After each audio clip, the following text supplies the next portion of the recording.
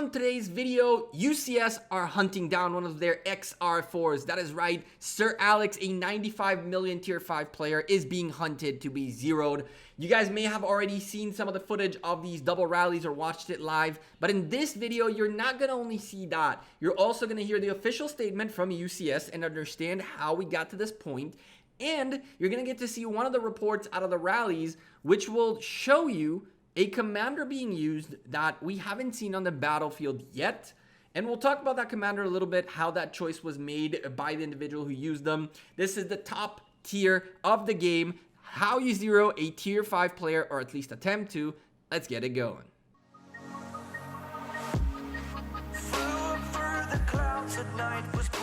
Hey there YouTube, welcome back to the Gekko. That is right, Sir Alex is smoking up. There is a rally by Day, UCS's leader, and he's rallying one of his old R4s. One of the strongest powers in UCS is now a traitor. That is right. If you guys haven't heard the story yet, I have the official statement by UCS. I'll explain to you everything you need to see in this video. Of course, if you're new to the channel, smash the subscribe button, and of course, like the video if you enjoy this kind of content. Now, here's the deal. UCS have sent the following statement as the resolution of the situation has finally been reached. Sir Alex, a 95+ million tier 5 player, zeroed a city of an allied player during the killing event of Mightiest Governor to gain points, going against the kingdom's unofficial rules regarding killing event, betraying the R4 standards, and UCS and its allies as a whole. He has been permanently removed from every Kingdom 2 alliance. He was also forced to migrate, which he has done today. UCS will always promote growth of new governors, as well as governors who choose to migrate within our kingdom. Such acts will never be tolerated, regardless of status or power. So UCS sending a clear message out there with a double rally on one of the strongest player in their kingdom, that this is a safe place for anyone who is within the kingdom and following the kingdom rules. Now, I don't want to get into the mumbo jumbo of who he was, who he liked, who he didn't like, how he acted. That's not the point. The point is, even if you are a very, very strong tier 5 R4 in the biggest alliance in the kingdom, in Kingdom 2 at least, you do not have the right to just go zero people out, and the result was this one. Now, I don't know if you guys have noticed while the footage has been going around, UCS's End Day sends a rally out. And this rally keeps popping up this bird, right? What is that bird, you guys may ask? That, my friends, is a commander we have yet to see on the battlefield. Before all this, as of the rally you're about to see, this was the situation within Sir Alex's city. About 3.4 million tier 5 still remaining, and a full hospital if I'm not mistaken. He started to take losses in this rally right here. And so that was the situation before the rally. After that, he shielded, and from there on, it was very hard to get any more information as to what was going on. But this, once again, another rally by Day, another rally utilizing this commander that spawns the bird. Look, the bird is about to spawn yet again. And that, my friends, is none other than Charlemagne.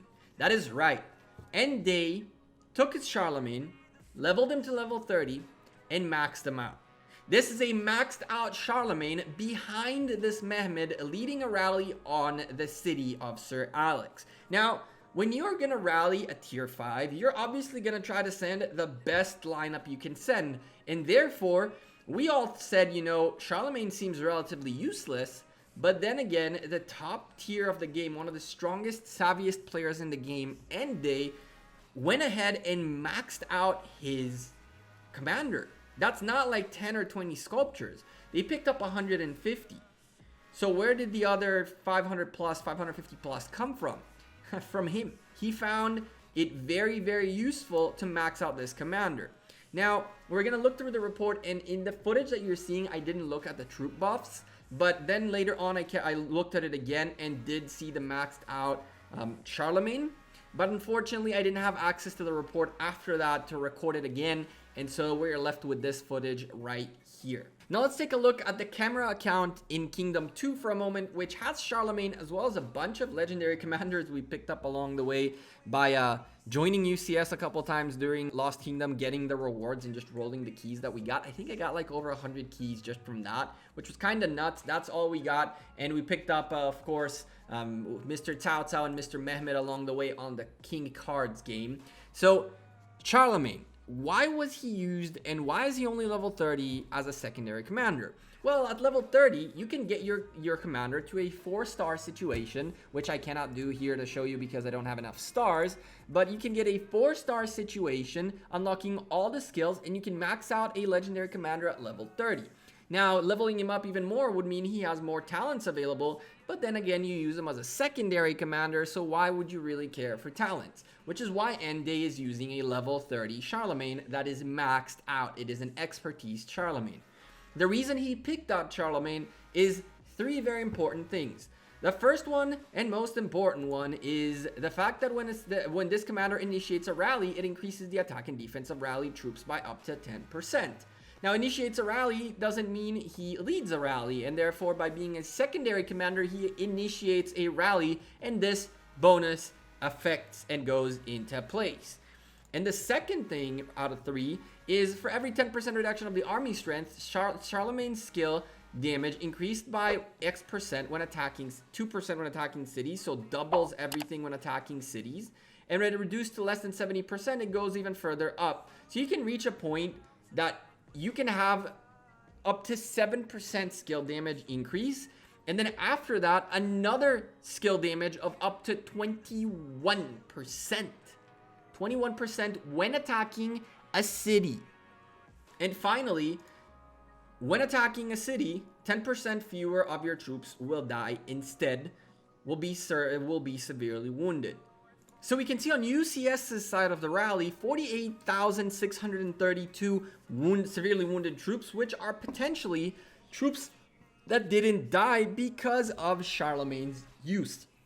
So a very good use of Charlemagne by Ende, and the first time we actually see this commander being used for what he seems to be really good at, be a secondary commander for city burning. Now this is the stage 5 points at some point, and the total points in UCS in Kingdom 2's Mightiest Governor. That's the total. You'll see the total points that there were on stage 5 and on the rest of the event itself.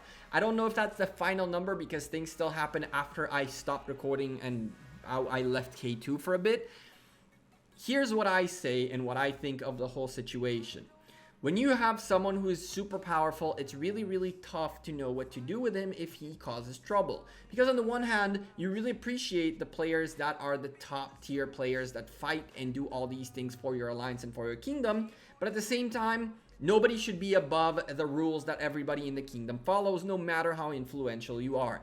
And Ende and UCS proving this once again, that their alliance is as strict as it gets, and Kingdom 2 is as safe as it can be for anyone looking to migrate into Kingdom 2 and grow in there. They literally kicked and attempted to zero one of their strongest R4s because that individual caused harm to other governors within Kingdom 2. I think that's very, very cool of them to do. It's a very tough decision to make. It's very honorable of them to do. It might come back and bite them in the butt now that they don't have Sir Alex. But again, I think it's a win-win for everybody. I think Sir Alex also is going to find a brand new home and have a lot of fun wherever he ends up. And so, you know, it sucks. It's not a very fun situation to find yourself at. But I'm kind of glad to hear from UCS that this was the result, and not the fact that he just got away with it and nobody did anything about it. Goes to show that UCS actually care for Kingdom 2 and for the players within it, to the point where they got rid of this kind of a player, which is not an easy thing to do. Anyway, what you guys think is what I care for. Let me know in the comments down below what you think. Should they have let it go through? Did they do the right thing? Should they have given him another chance maybe, even though apparently he has done something similar in the past?